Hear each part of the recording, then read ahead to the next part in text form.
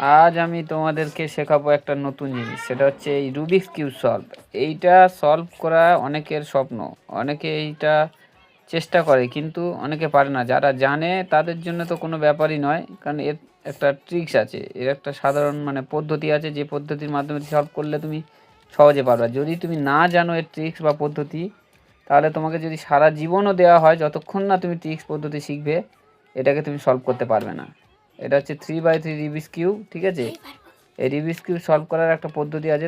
আমি এইটা আজকের এই ভিডিওতে স্টেপ বাই স্টেপ তোমাদেরকে জানাবো কিভাবে সলভ করবে। তাতে যেরকমই থাকে না কেন, যদি কালার যেরকম ফেটে থাক বা যেরকম ঘেঁটে থাক, তা কালার কোনো অসুবিধা হবে না। আশা করি এই ভিডিওটা দেখার পরে তোমরা এই রুবিক্স কিউবটা সলভ করতে পারবে, ঠিক আছে? স্টেপ বাই স্টেপ চেষ্টা করবে। আমি যেরকম স্টেপ বাই স্টেপ শেখাবো এই ভিডিওতে, এটা দেখে দেখে দেখে দেখে তোমরাও চেষ্টা করবে। যাদের বাড়িতে রুবিক্স কিউব আছে 3x3, তারা সলভ করতে পারবে, ঠিক আছে?